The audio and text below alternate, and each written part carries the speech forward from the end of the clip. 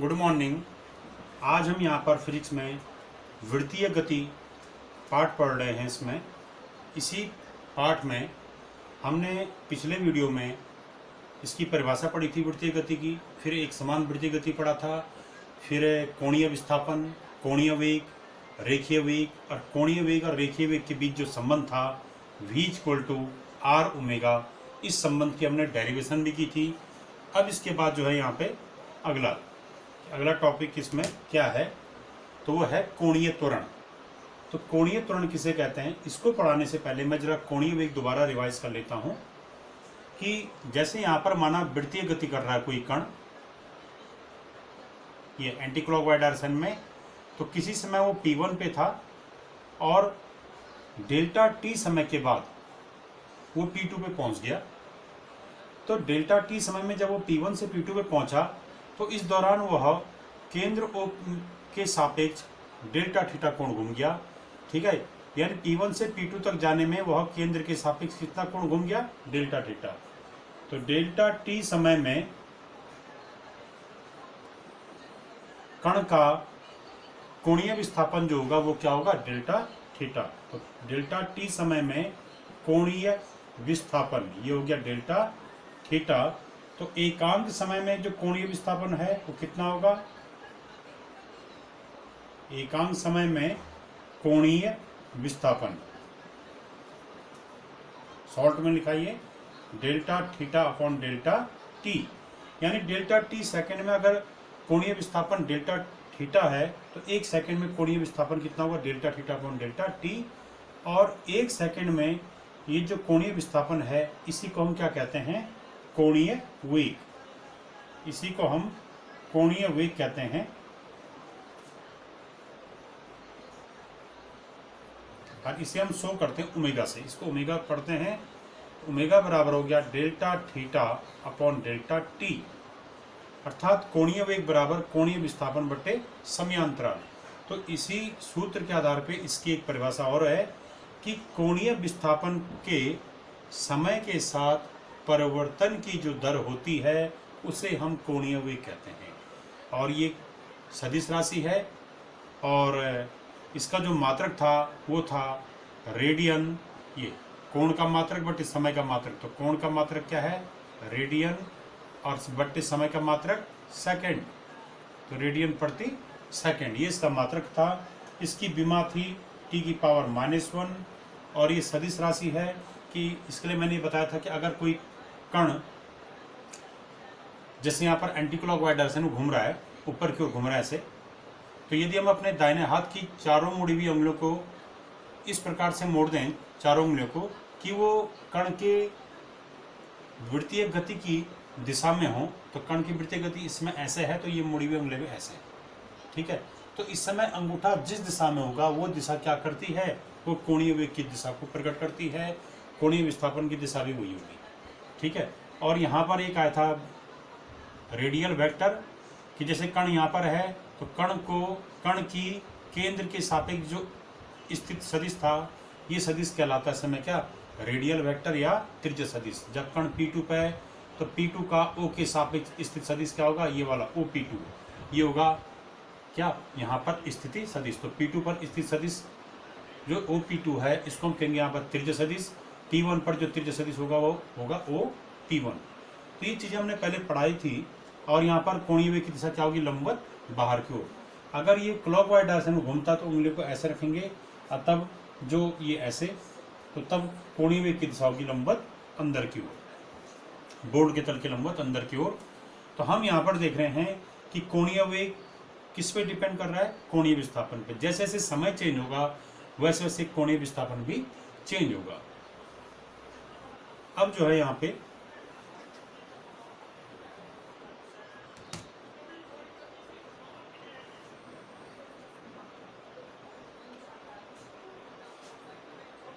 ये कोणीय त्वरण पढ़ रहे हैं हम। तो कोणीय त्वरण किसे कहते हैं, तो कोणीय त्वरण को देखिए यहाँ पे माना इस वृत्तीय गति में T1 समय पर कण का कोणीय वेग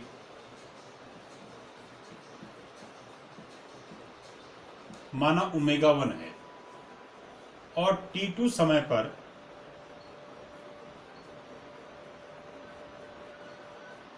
जो कोणीय वेग है वह है माना ओमेगा 2। तो हम यहां पर देख रहे हैं t1 समय पे जब कण यहां पर था माना ओमेगा कोणीय, तब उसमें कोणीय वेग क्या है ओमेगा 1। और जब कण t2 पे पहुंच गया यानी t2 समय पे, तो उस समय कण का वेग क्या माना यहाँ पर ओमेगा 2। यहाँ पर कण का कोणीय वेग ओमेगा 1, यहाँ पर कण का वेग ओमेगा 2 है माना। तो समयांतराल समय परिवर्तित हुआ, तो समयांतराल कितना हुआ समय का अंतर, तो समयांतराल हो गया t2 माइनस t1, बाद का समय ऋण पहले का समय। इसको हम शो करते हैं डेल्टा t से। और कोणीय वेग जो है ये भी परिवर्तित हुआ, तो कोणीय वेग में परिवर्तन कितना हो गया,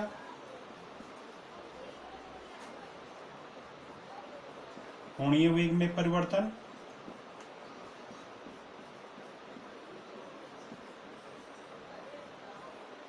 इसको हम डेल्टा ओमेगा से प्रकट कर सकते हैं। यह आएगा बाद का कोणीय वेग ऋण पहले का कोणीय वेग, यानी कोणीय वेगों का अंतर, कोणीय वेग में परिवर्तन हो गया, समय का अंतर ये समयांतराल हो गया। तो इसको हमने डेल्टा टी से प्रकट किया, इसको हमने डेल्टा ओमेगा से प्रकट किया। अब हमारे पास यहाँ पर आ गया कि डेल्टा टी समय में कितना कोणीय वेग में कितना परिवर्तन हुआ, डेल्टा ओमेगा का।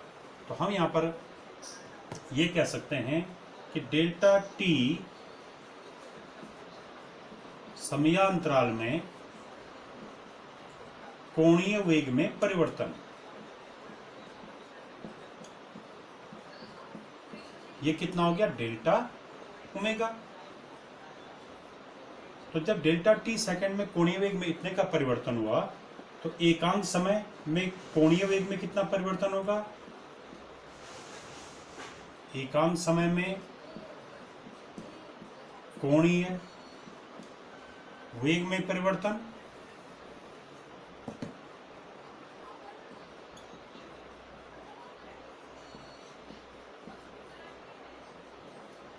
ये आ जाएगा कितना delta omega upon delta T. तो ये जो चीज आई ये क्या है, एक सेकेंड या एकांक समय में कोणीय वेग में परिवर्तन। तो ये जो एकांक समय में कोणीय वेग में परिवर्तन है, इसी को हम कहते हैं कोणीय त्वरण। इसी को हम क्या कहते हैं, कोणीय त्वरण। तो कोणीय त्वरण इसको एल्फा से प्रकट करते हैं, और इसका सूत्र आ गया कोणीय त्वरण बराबर delta omega upon delta T. ठीक है, यानी कोणीय त्वरण बराबर क्या होगा, कोणीय वेग में परिवर्तन बटे समयांतराल। इसी की एक परिभाषा और भी कोणीय त्वरण की, कि कोणीय वेग के समय के साथ परिवर्तन की दर कोणीय त्वरण कहलाती है। यानी अगर कोई कण वृत्तीय गति कर रहा है, तो वृत्तीय गति में कोणीय वेग के समय के साथ परिवर्तन की दर कोणीय त्वरण कहलाती है। ये भी सदिश राशि है। ठीक है, इसकी दिशा क्या होगी, जो कोणीय वेग की दिशा होगी वही इसकी दिशा होगी कोणीय त्वरण की। जैसे यहाँ पर कोणीय वेग लंबवत बोर्ड के तल के लंबवत बाहर की ओर था, तो कोणीय त्वरण में क्या होगा, बोर्ड के तल के लंबवत बाहर की ओर होगा। और इसका मात्रक, तो इसका मात्रक होगा कोणीय वेग का मात्रक बटे समय का मात्रक। तो कोणीय वेग का मात्रक क्या था, कोणीय त्वरण का मात्रक बराबर कोणीय वेग का मात्रक बटे समय का मात्रक। कोणीय वेग का मात्रक क्या है, रेडियन प्रति सेकंड। अब बटे समय का मात्रक, समय का मात्रक भी क्या है सेकंड। तो ये आ गया रेडियन प्रति सेकंड स्क्वायर। सेकंड शॉर्ट में लिखा है, तो मात्रक क्या हो गया कोणीय त्वरण का, रेडियन प्रति सेकंड स्क्वायर। इसकी विमा, इसकी कोणीय त्वरण की विमा बराबर कोणीय वेग की विमा बटे समय की विमा। तो कोणीय वेग की विमा क्या होती है, अभी बताया था इसमें,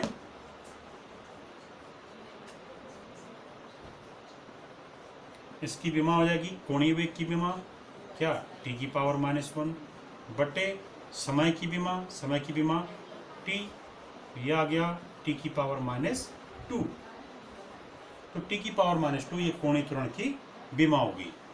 और कोणीय वेग की विमा क्या है, टी की पावर -1। टी की पावर -1 जो है आवृत्ति की विमा भी है। अब यहां पर अगला जो टॉपिक है वो है अभिकेंद्र त्वरण।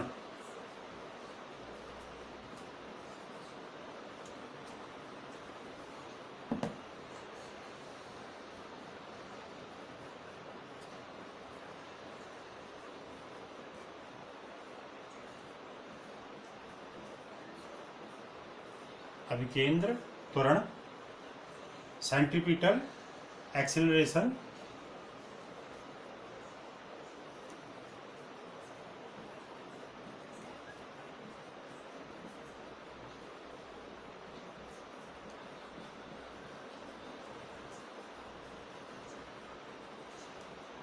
सेंट्रीपिटल एक्सेलरेशन,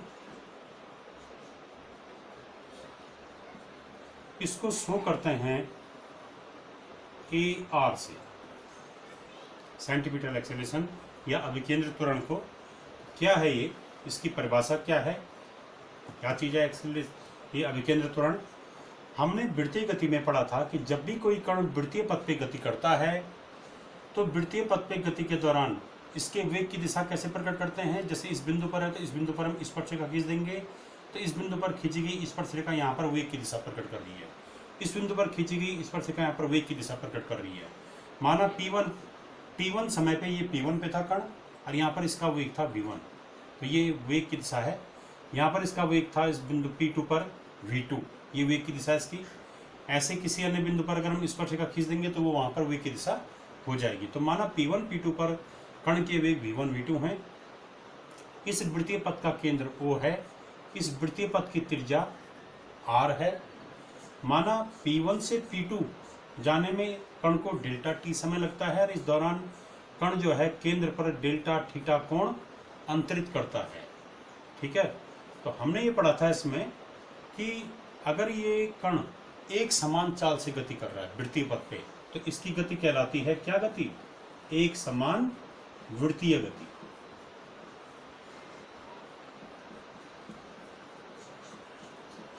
इस गति में कण की वृत्तीय पथ पे चाल क्या रहती है, अचर रहती है, परंतु वेग अचर नहीं रहता, क्योंकि वेग की दिशा हर बिंदु पे क्या होगी, अलग अलग होगी। ठीक है, तो यहाँ पर अगर ये कण एक समान वृत्तीय गति कर रहा है तो इस दौरान इसका वेग हर बिंदु पे अलग अलग होगा, परंतु वेग का परिमाण अर्थात चाल वो एक समान होगा। तो इसमें क्या है, माना ये कण एक समान वृत्तीय गति कर रहा है तो इसका अर्थ है कि यहाँ पर भी कण की चाल और यहाँ पर भी कण की चाल क्या होगी, एक समान होगी। यानी अगर यहाँ पर चाल v है तो यहाँ पर भी चाल क्या होगी, v होगी, हर बिंदु पे चाल v होगी। तो हम इसको ये लिख सकते हैं, यहाँ पर वेग क्या v1, तो v1 ये क्या है वेग, और इसका जो परिमाण होगा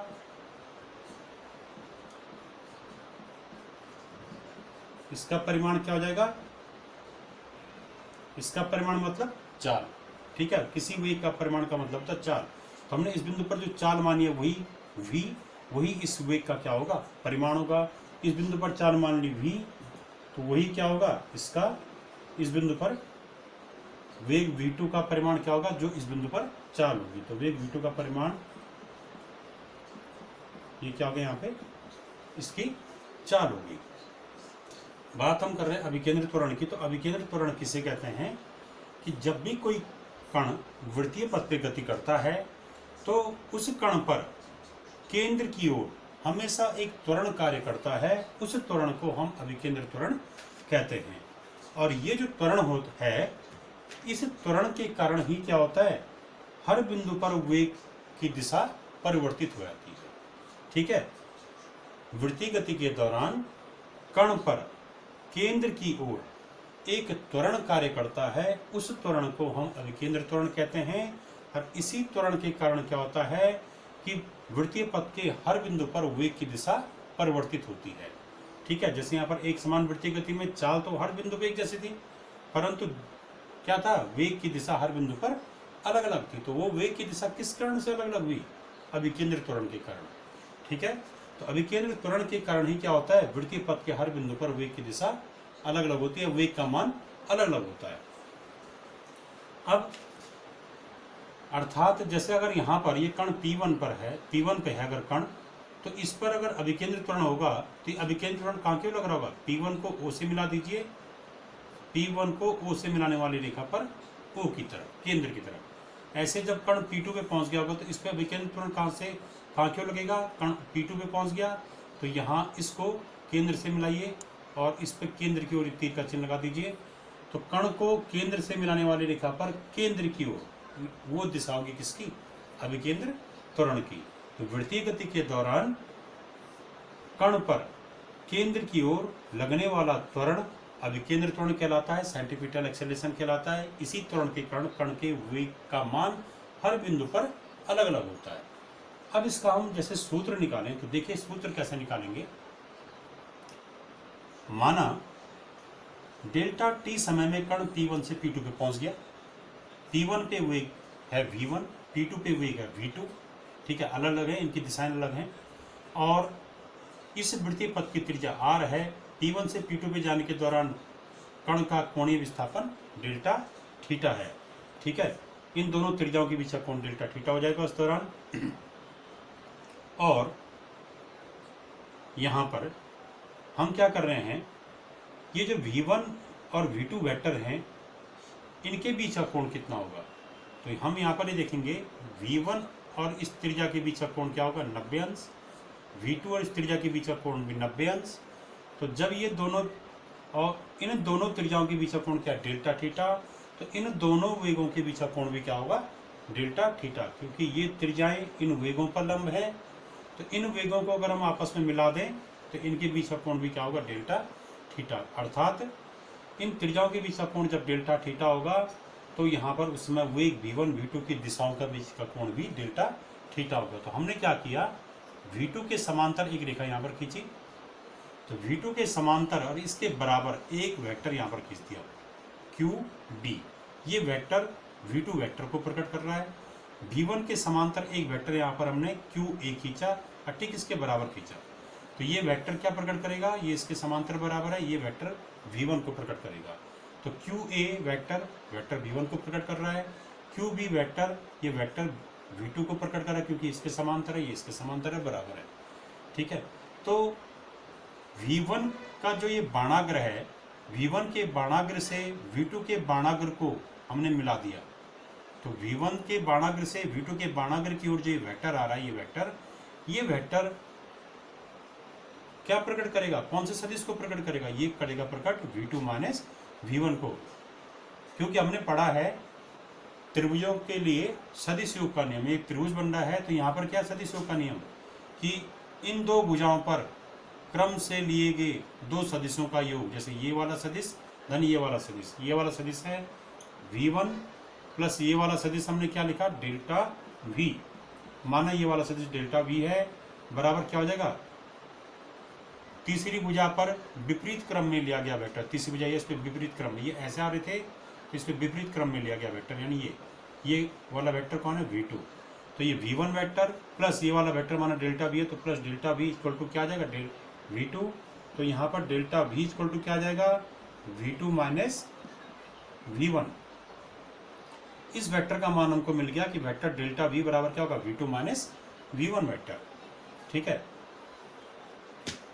तो ये जो वेक्टर है V2 माइनस V1, इसकी दिशा हमेशा वही होती है जो अभिकेंद्र त्वरण की दिशा होती है, और अभिकेंद्र त्वरण होता है केंद्र की ओर, तो ये भी क्या होगा, ये भी केंद्र की ओर होता है, ठीक है। इसकी दिशा और अभिकेंद्र त्वरण की दिशा सेम होती है, किसकी दिशा, डेल्टा V की दिशा, V2 माइनस V1 वेक्टर की दिशा। अब जो है हम यहाँ पर देखेंगे, क्योंकि ये कण इस समय एक समान वृत्तीय गति कर रहा है, हम ये मान लें कि माना ये एक समान वृत्तीय गति है, उस समय इन वेगों का परिमाण, वेक्टर V1 का परिमाण और वेक्टर V2 का परिमाण, ये दोनों आपस में क्या होंगे, इन वेगों का परिमाण ये आपस में बराबर होंगे, क्योंकि वेगों का परिमाण क्या कहलाता है, चाल। एक समान वृत्तीय गति है कण की, तो हर बिंदु पे चाल क्या होगी, एक समान होगी। तो इसका इन दोनों का परिमाण क्या होगा, V होगा। V माने यहाँ पे चाल है, तो अर्थात इस वेक्टर V1 का आंकिक मान भी V होगा, इस वेक्टर ये V2 का भी आंकिक मान V होगा, और V1 का भी आंकिक मान V होगा, ठीक है। अब यहाँ पर हम दो त्रिभुज लें, एक त्रिभुज OP1 P2 और दूसरा त्रिभुज QAB त्रिभुज क्यू ए बी, ये त्रिभुज त्रिज्या और रेखीय विस्थापन से बन रहा है, ये त्रिभुज वेग वाले वेक्टरों से बन रहा है, और ये त्रिभुज किससे बन रहा है? त्रिज्या वेक्टर और रेखीय विस्थापन वेक्टर से बन रहा है। ठीक है, हमने यहाँ पर ये माना ये P1 P2 यहाँ पर भले ही चाप लग रहा है, रेखा नहीं लग रही, पर अगर ये डेल्टा टी टेंड्स टू 0 हो, डेल्टा टी का मान बहुत कम हो, तो उसमें ये P1 P2 एक दूसरे के बहुत नज़दीक होंगे, क्योंकि इसमें कोण भी बहुत छोटा होगा, तो ये दोनों एक दूसरे के काफ़ी नज़दीक होंगे। यानी अगर डेल्टा टी टेंड्स टू 0 हो तो उसमें डेल्टा थीटा भी क्या होगा? 0 की ओर अग्रसर होगा, उसमें P1 P2 एक दूसरे के बहुत नज़दीक होंगे, और जब ये दोनों एक दूसरे के बहुत नज़दीक होंगे तो एक रेखा के रूप में होंगे, तब हम कह सकते हैं ओ P1 P2 क्या है? त्रिभुज है। तो ये त्रिभुज ओ P1 P2 और ये त्रिभुज QAB ये क्या है? समरूप त्रिभुज है। ये समरूप है, क्यों? क्योंकि ये वाला त्रिभुज ये भी क्या है? दो बराबर भुजाओं, और इसमें क्या ये दो बराबर भुजाएं हैं, और जितना कोण इन दोनों बराबर भुजाओं के बीच का है उतना ही कोण इन दोनों बराबर भुजाओं के बीच का है। ठीक है, हमने कहा था V1 और V2 के बीच का कोण भी क्या होगा? डेल्टा थीटा होगा।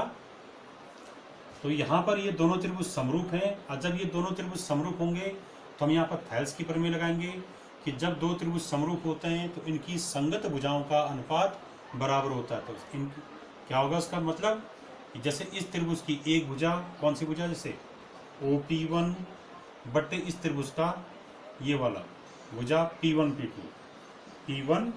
P2 बराबर होगा इस त्रिभुज की भुजा कौन सी?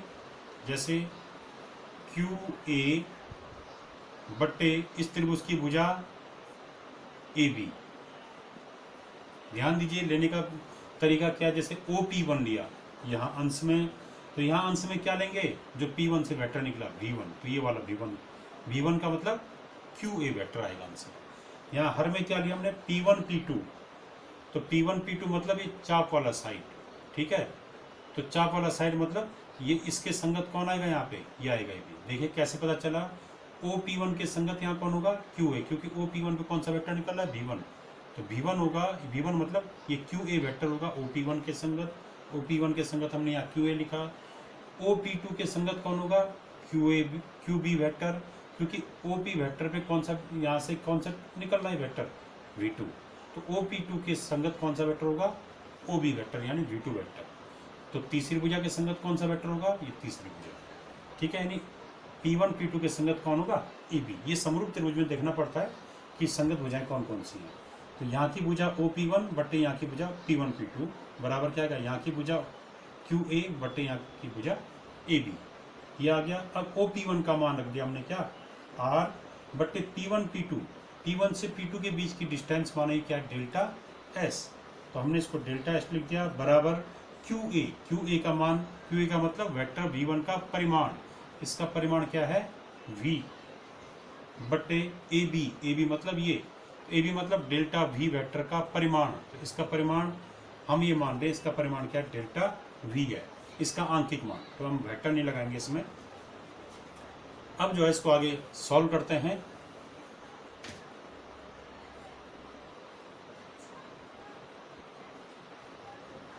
तो सॉल्व इसको उल्टा कीजिए, तो यह आ गया delta S upon R equal to delta V upon V।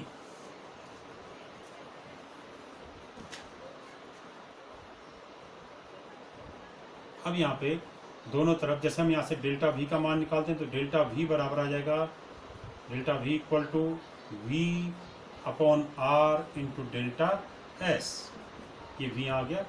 अब इसके बाद क्योंकि ये डेल्टा V डेल्टा S ये कोणीय विस्थापन और ये वेगांतर जो है ये समय पे डिपेंड कर रहे हैं, इसलिए दोनों तरफ समय का भाग देने पे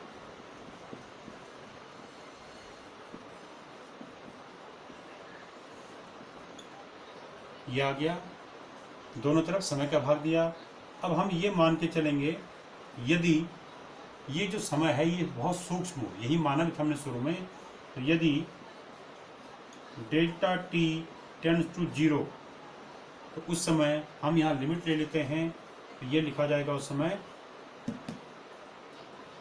limit delta T tends to 0 delta V upon delta T equals to यह आएगा v upon R limit delta t tends to 0 delta s upon delta t, ये ऐसा आ जाएगा। ठीक है, यहाँ भी लिमिट आ जाएगा, यहाँ भी लिमिट आएगा, डेल्टा t टेंड्स टू 0। ये क्या चीज है?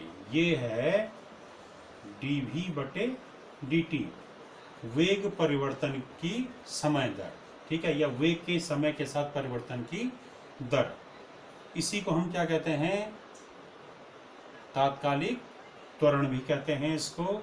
और ये क्या आ गया? v अपॉन आर, और ये क्या है?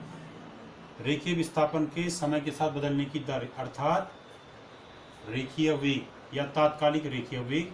ठीक है, तो ये आ जाएगा v delta S upon delta T, कोणीय विस्थापन अपॉन समयांतराल, ये रेखीय वेग का मान होता है। तो यहाँ पर ये जो है इसको हम लिखते हैं, ये क्या है? वेग परिवर्तन की समय दर। ठीक है, तात्कालिक रेखीय त्वरण कहते हैं इसको। तो इसको हम लिख रहे हैं क्या? यही जो है हमारा, ये कहलाता है dv अपॉन dt, ये कहलाता है हमारा अभिकेंद्र त्वरण। ये अभिकेंद्र त्वरण का सूत्र आ गया। तो dv अपॉन dt, इसको हम लिखेंगे ar, इक्वल टू आ जाएगा हमारा v स्क्वायर अपॉन r। ये dv बाई dt को ar लिख दिया। ar का मतलब रेडियल एक्सेलरेशन या सेंट्रीपिटल एक्सेलरेशन या अभिकेंद्र त्वरण। ये अभिकेंद्र त्वरण का सूत्र हो गया। और यदि हम इसमें v बराबर आर ओमेगा रखें कि कण का कोणीय वेग ओमेगा है, रेखीय वेग v है, त्रिज्या यहाँ पे r है, तो v के स्थान पे आर ओमेगा रखें तो यह आएगा v स्क्वायर बराबर क्या हो जाएगा? आर स्क्वायर, ओमेगा स्क्वायर यहाँ पर रख दो v स्क्वायर का मान, तो यह आएगा ए आर बराबर R omega square. R square omega square, एक आर से एक आर ऊपर कैंसिल हो जाएगा और ये आ जाएगा आर ओमेगा स्क्वायर। तो अभिकेंद्र त्वरण के दो सूत्र आगे, ए आर बराबर वी स्क्वायर अपॉन आर, दूसरा ए आर बराबर आर ओमेगा स्क्वायर। इसको मैंने ए आर क्यों लिखा? इसका भी कारण है, रेडियल एक्सेलरेशन। क्योंकि जो ये अभिकेंद्र त्वरण है इसकी दिशा कहाँ होती है? जैसे P1 पे कण गति के दौरान, तो जब कण P1 पे है तो यहाँ पर अभिकेंद्र त्वरण की दिशा कहाँ होगी? कण को केंद्र से मिलाने वाली रेखा पर केंद्र की ओर। ये यहाँ पर क्या है? अभिकेंद्र त्वरण की दिशा है ए आर की दिशा। और जब कण यहाँ P2 पे होगा तो तब अभिकेंद्र त्वरण की दिशा कैसे निकालेंगे? P2 को केंद्र से मिलाइए, ये वाला, तो ये दिशा क्या होगी? अभिकेंद्र त्वरण की दिशा होगी। तो क्योंकि अभिकेंद्र त्वरण की दिशा त्रिज्या पर केंद्र की ओर होती है, ये त्रिज्या पर होती है केंद्र की ओर, तो इसीलिए इसको क्या कहते हैं हम? त्रिज्य त्वरण भी कहते हैं। और त्रिज्य त्वरण मतलब रेडियल एक्सेलरेशन, इसलिए यहाँ पे ए आर आएगा। तो जो अभिकेंद्र त्वरण होता है, ये जो है इसका परिमाण अचर रहता है, ये अचर परिमाण होता है इसका, परंतु इसकी जो दिशा है वो हर बिंदु पे अलग अलग है। जैसे इस बिंदु पे यहाँ की ओर, इस बिंदु पे यहाँ की ओर, यहाँ पर होगा तो इधर की ओर। तो अभिकेंद्र त्वरण का मान अचर होता है, यानी इसका परिमाण अचर होता है, परंतु यह सदिश राशि से इसकी दिशा हर बिंदु पे क्या होती है? अलग अलग होती है। तो अभिकेंद्र त्वरण की दिशा हर बिंदु पर अलग अलग होती है और इसका परिमाण हर बिंदु पर अचर रहता है। इस त्वरण का जो मात्रक होगा वही होगा जो त्वरण का मात्रक होता है मीटर पर सेकेंड स्क्वायर। इसकी बीमा LT की पावर -2। अब जो है यहाँ पे अभिकेंद्र त्वरण पढ़ा हमने, और हम जानते हैं न्यूटन के गति विषयक द्वितीय नियम से कि अगर किसी बिंदु पर त्वरण लग रहा है तो वहाँ पर निश्चित ही बल भी होगा। ठीक है, कि बल हमेशा त्वरण के अनुक्रमानुपाती होता है। तो यहाँ पर इस बिंदु, हर बिंदु पर कण पे क्या लग रहा है? केंद्र की ओर त्वरण लग रहा है, तो निश्चित ही यहाँ पर केंद्र की ओर एक बल भी लग रहा होगा। तो वृत्तीय गति के दौरान कण पर केंद्र की ओर अभिकेंद्र त्वरण के कारण जो बल लगता है उस बल को कहते हैं अभिकेंद्र बल। इसे क्या कहते हैं हम? अभिकेंद्र बल, सेंट्रीपिटल फोर्स, अभिकेंद्र बल। तो अभिकेंद्र बल कौन सा बल है? कि वृत्तीय गति के दौरान कण पर केंद्र की ओर अभिकेंद्र त्वरण के कारण लगने वाला बल अभिकेंद्र बल कहलाता है। और इस बल को हम यदि हम F से प्रकट करें तो इसका सूत्र क्या हो जाएगा, F बराबर हो जाएगा न्यूटन का गति का द्वितीय नियम, F बराबर क्या होता है, m इंटू ए होता है। तो एक ये पे कौन सा त्वरण आएगा, ये वाला अभिकेंद्र त्वरण। तो इसका सूत्र हो जाएगा F बराबर m और ए आर का मान क्या आ गया, v स्क्वायर अपॉन आर। यह अभिकेंद्र त्वरण का मान निकाला था हमने अभी, क्योंकि ए आर बराबर क्या निकालता हमने, v स्क्वायर अपॉन आर, या ए आर बराबर क्या निकालता, आर ओमेगा स्क्वायर। तो v के रूप में सूत्र हो गया अभिकेंद्र बल का, और ओमेगा के रूप में क्या हो जाएगा, F बराबर m v स्क्वायर पे क्या रखो, R square omega square upon R. तो यहाँ पर अभिकेंद्र बल का एक सूत्र और आ जाएगा, F बराबर m आर ओमेगा स्क्वायर। तो यहाँ पर जो है अभिकेंद्र बल के दो सूत्र आ गए, एक तो आ गया F बराबर M V square upon R, और दूसरा आ गया F बराबर एम आर ओमेगा स्क्वायर। ये कोणीय वेग के रूप में, ये रेखीय वेग के रूप में। अभिकेंद्र बल का जो ये बल है, ये कोई नया बल नहीं है। प्रकृति में जो बल पहले से विद्यमान है उन्हीं से ये बल उत्पन्न होता है। जैसे कहीं पर ये अभिकेंद्र बल घर्षण बल के कारण उत्पन्न होता है, कहीं पर ये बल गुरुत्वाकर्षण बल के कारण उत्पन्न होता है, कहीं पर यही बल वैद्युत बल के कारण उत्पन्न होता है। तो ये जो बल हैं, वैद्युत बल, गुरुत्वाकर्षण बल या घर्षण बल या अन्य बल, तनाव बल, ये सब बल पहले से विद्यमान है प्रकृति में, उन्हीं के द्वारा यहाँ क्या होता है, अभिकेंद्र बल उत्पन्न होता है। तो इसका जैसे उदाहरण है, जैसे हम देखते हैं, जैसे सूर्य के चारों ओर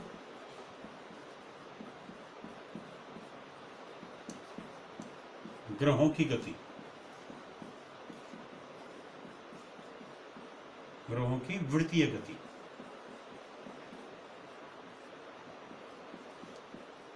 यदि कोई ग्रह सूर्य के चारों ओर वृत्तीय, जैसे सूर्य यह है माना, ये इसके चारों ओर वृत्तीय पथ पे क्या कर रहा है, ग्रह गति कर रहा है।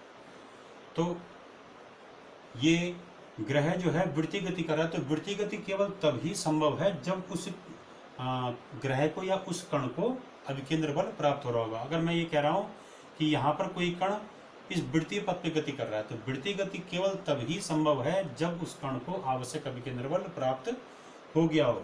तो अगर कोई ग्रह सूर्य के चारों ओर वृत्तीय पथ पे गति कर रहा है, तो उसका अर्थ है ग्रह को आवश्यक अभिकेंद्र बल कहीं से प्राप्त हुआ होगा, किसी अन्य बल से।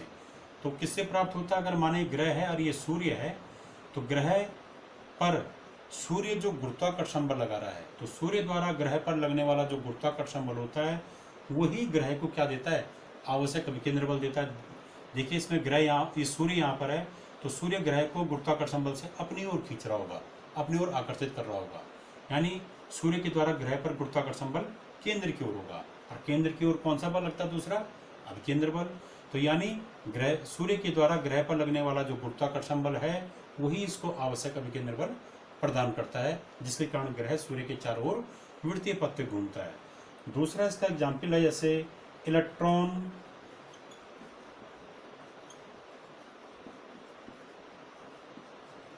का, इलेक्ट्रॉन की नाभिक के चारों ओर वृत्तीय पथ पर गति।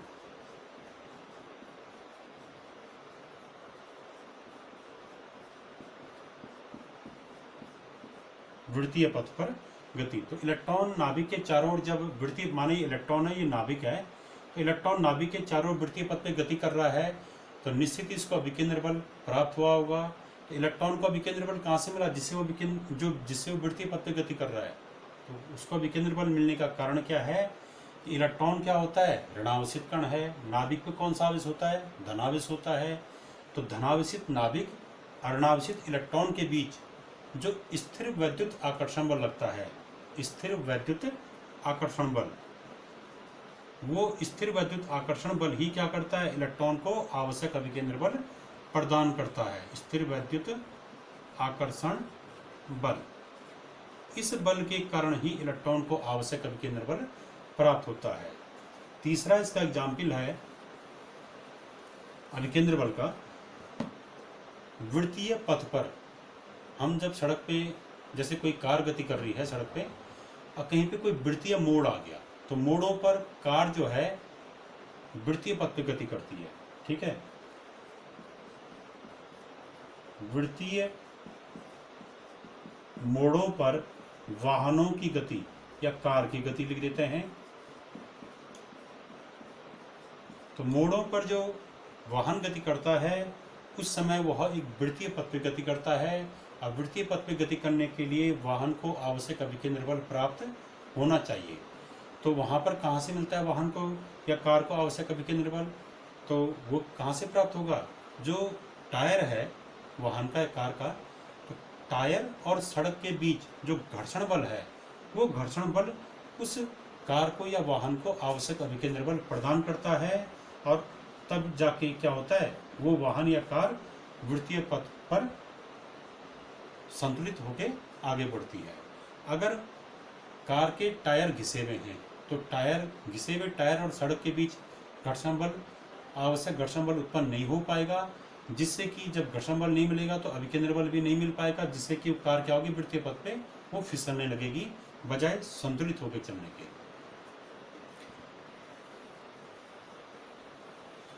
अब जो है ऐसे ही जैसे हम किसी डोरी, कोई जैसे बॉल है, बॉल पे अगर हमने कोई या कोई कंकड़ है, पत्थर है माना ये कोई, इस पर हमने एक रस्सी बांध दी ऐसे, और हमने रस्सी को यहाँ से पकड़ा और इसको वृत्तीय पथ पे घुमाया, तो वृत्तीय पथ पे ये क्या करता है, जैसे यहाँ पर एक कंकड़ है, ये पत्थर है, इस पर हम रस्सी बांध दी और यहाँ पर हम इसको ऐसे घुमा रहे हैं, तो ये पत्थर क्या होता है, ये वृत्तीय पथ पे गति करता है। तो वृत्तीय पथ पे गति कर रहा मतलब पत्थर को आवश्यक अभिकेंद्र बल मिल गया होगा।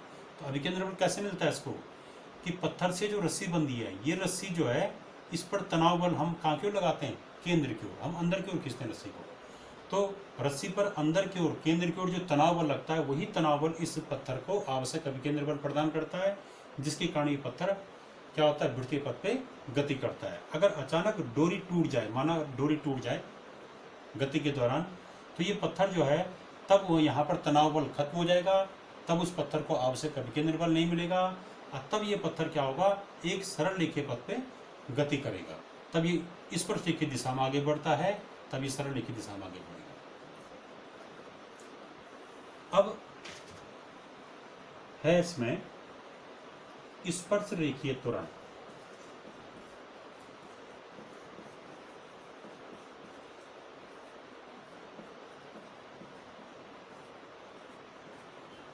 टी से प्रकट करते हैं इसको, टेंजेंशियल एक्सीलरेशन। तो अभी हमने वृत्तीय गति में पढ़ा कि अभिकेंद्र त्वरण किसके कारण उत्पन्न हुआ, अभिकेंद्र त्वरण के कारण क्या होता है, वेग में परिवर्तन होता है।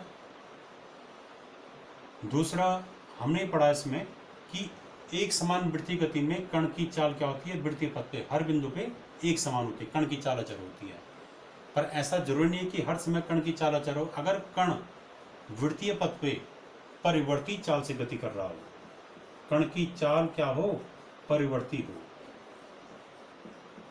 अगर कोई कण वृत्तीय पथ पर परिवर्ती चाल से गति कर रहा है, यानी परिवर्ती चाल से वृत्तीय गति कर रहा है कोई कण, तो उस समय चाल परिवर्तन के कारण जो त्वरण उत्पन्न होगा वो त्वरण कहलाता है स्पर्श रेखीय त्वरण।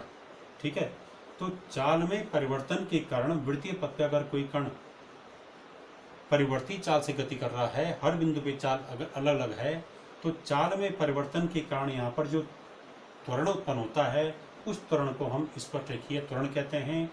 इसको एटी से प्रकट करते हैं, और इसकी दिशा कहाँ होगी, इसकी दिशा जैसे यहाँ पर ये है, कण यहाँ पर है, तो यहाँ पर स्पर्श रेखीय त्वरण की दिशा कहाँ होगी, इस बिंदु पर खींची गई स्पर्श रेखा ये, यानी यही वेग की दिशा होगी, यही किसकी दिशा होगी, स्पर्श रेखीय त्वरण की दिशा होगी। जब कण P2 पर है तो यहाँ पर कण के वेग की दिशा ये है V2, ये इस दिशा में, तो यही दिशा किसकी होगी, स्पर्श रेखीय त्वरण की। ठीक है, तो इसका जो फॉर्मूला है AT बराबर होगा, स्पर्श रेखीय त्वरण बराबर होता है रेखीय वेग के परिवर्तन की दर। ठीक है, माने यहाँ से यहाँ जाने में रेखीय वेग में dv परिवर्तन हुआ, यहाँ से यहाँ जाने में समयांतराल डेल्टा t था, तो रेखीय वेग में परिवर्तन की समय दर या रेखीय वेग के समय के साथ परिवर्तन की दर ये कहलाती है क्या, ये कहलाता है स्पर्श रेखीय त्वरण। ठीक है, माना यहाँ पर P1 पर वेग था V1, यहाँ पर वेग था V2, ठीक है। तो यहाँ पर चाल भी क्या हो जाएगी v1 और यहाँ पर चाल क्या हो जाएगी v2। हमने कह दिया कि चाल अलग अलग है दोनों बिंदुओं पे, तो इन चालों का अंतर क्या हो गया, ये हो गया v2 माइनस v1। समयांतराल कितना हो गया t2 माइनस t1। तो डेल्टा t समय में कितना परिवर्तन हुआ चाल में, डेल्टा v का। तो 1 सेकंड में चाल में कितने का परिवर्तन होगा, delta v upon delta t का। यानी एकांक समय में रेखीय चाल में जो परिवर्तन होता है वही परिवर्तन क्या कहलाता है, हमारा स्पर्शरेखीय त्वरण कहलाता है। और इसका सूत्र हो गया AT बराबर delta v upon delta t। और यदि ये डेल्टा t टेंड्स टू 0 है तो तब ये AT लिखा जाएगा limit delta t tends to 0 और delta v upon delta t। यदि ये बहुत छोटा, ये 0 की ओर अग्रसर हो रहा है। और इसका एक मीनिंग और समझिए, इसका मतलब ये नहीं होता कि 0 के बराबर हो गया, इसका मान लगातार कम से कम होता जा रहा है, 0 के करीब जा रहा है पर 0 नहीं है। ऐसी दशा में तब इस AT को लिखा जाएगा AT बराबर limit delta t tends to 0 delta v upon delta t। और तब ये क्या कहलाता है, वेग के समय के साथ बदलने की दर। और तब इसका सूत्र बन जाएगा AT बराबर dv अपॉन dt। रेखीय वेग का समय के साथ बदलने की दर या रेखीय वेग का समय के सापेक्ष अवकलन, ये रेखीय स्पर्श रेखीय त्वरण का सूत्र हो गया। वृत्तीय गति में अभी हमने एक त्वरण और पढ़ा था अभिकेंद्र त्वरण, उसका सूत्र क्या था,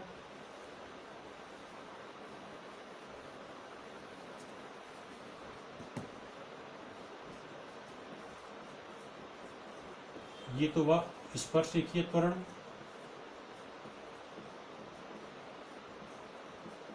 AT। और इससे पहले हमने पढ़ा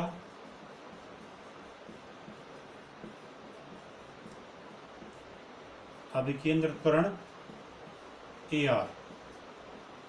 दोनों सदिश राशि हैं। स्पर्श रेखीय त्वरण की दिशा होती है बिंदु पर खींची गई स्पर्श रेखा के द्वारा प्रकट होती है इसकी दिशा, और अभिकेंद्र त्वरण की दिशा बिंदु को केंद्र से मिलाने वाली रेखा पर केंद्र की ओर होती है। ये अभिकेंद्र त्वरण की दिशा, ये स्पर्श रेखीय त्वरण की दिशा है।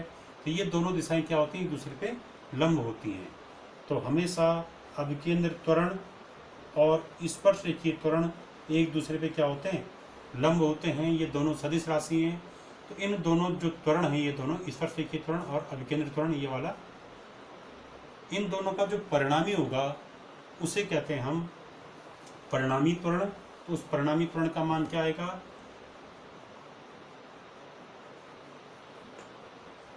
माना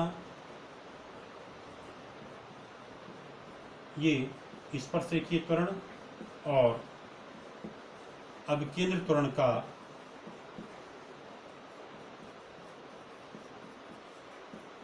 परिणामी त्वरण सपोज A है, वेक्टर A है। तो तब जो है इस परिणामी का सूत्र कैसे निकालेंगे कि वेक्टर A बराबर क्या हो जाएगा, अंडर रूट इन दोनों का परिणामी, माना इन ये वेक्टर AT है, ये वेक्टर AR है, इन दोनों का परिणामी माना ये है, एक वेक्टर AT है, एक वेक्टर AR है, इन दोनों का परिणामी भी, इन दोनों का परिणामी इन्हीं के बीच से हो जाएगा कहीं से, ठीक है। तो ये है, माना ये परिणामी वेक्टर दर्शा रहा है, परिणामी त्वरण A। तो इसका सूत्र क्या होगा, इसका सूत्र होगा इस वेक्टर का वर्ग AR का वर्ग धन इस वेक्टर का वर्ग AT का वर्ग धन 2 AR into AT into cos of इन दोनों के बीच का कोण। तो इन दोनों के बीच का कोण क्या है, 90 डिग्री। हमने कौन सा सूत्र इसमें लगाया होगा, वो परिणामी वेक्टर बराबर, हमने इस सूत्र पढ़ा था पहले वेक्टर में, a² + b² + 2ab cos of theta. यहाँ पर थीटा का मान 90 आ गया। a के स्थान पे AR वेक्टर, b के स्थान पे AT वेक्टर और r के स्थान पे वेक्टर A। ये परिणामी का सूत्र हमने पहले प्राप्त किया है, उसी के आधार पे इसको किया हमने। वेक्टर A बराबर हो गया, ये तो हो जाएगा term 0, under root AR² + AT²। तो परिणामी त्वरण बराबर क्या होता है, अंडर रूट अभिकेंद्र त्वरण का वर्ग धन स्पर्श रेखीय त्वरण का वर्ग। ये आंकिक रूप में है, ये वेक्टर नियंत्रण इसमें। तो A बराबर परिणामी त्वरण वृत्तीय गति में परिणामी त्वरण ए बराबर होगा √AR² प्लस AT²। और हमने जो है पिछली बार एक सूत्र पढ़ा था, रेखीय वेग बराबर त्रिज्या इंटू कोणीय वेग, ये पढ़ा था रेखीय वेग और कोणीय वेग में संबंध। तो अगर हम क्या करें, दोनों तरफ समय के सापेक्ष अवकलन कर दें, क्योंकि ये रेखीय वेग और कोणीय वेग का हम समय के सापेक्ष अगर हम अवकलन कर रहे हैं यहाँ पे,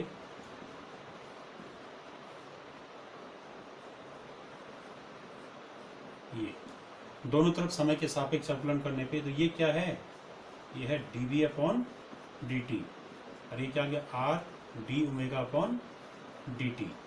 ठीक है, r का अवकलन 0 हो जाएगा, तो r वाला टर्म हमने इसमें नहीं लिया है। ठीक है, तो ये क्या आ गया, ये आ गया, ये क्या है, रेखीय वेग का समय के सापेक्ष अवकलन, ये कहलाता है स्पर्शरेखीय त्वरण। ये स्पर्शरेखीय त्वरण का सूत्र है, AT बराबर अभी हमने पढ़ा था dv/dt। ये स्पर्शरेखीय त्वरण है। ये क्या आ गया, dω/dt, ये क्या है, कोणीय त्वरण है।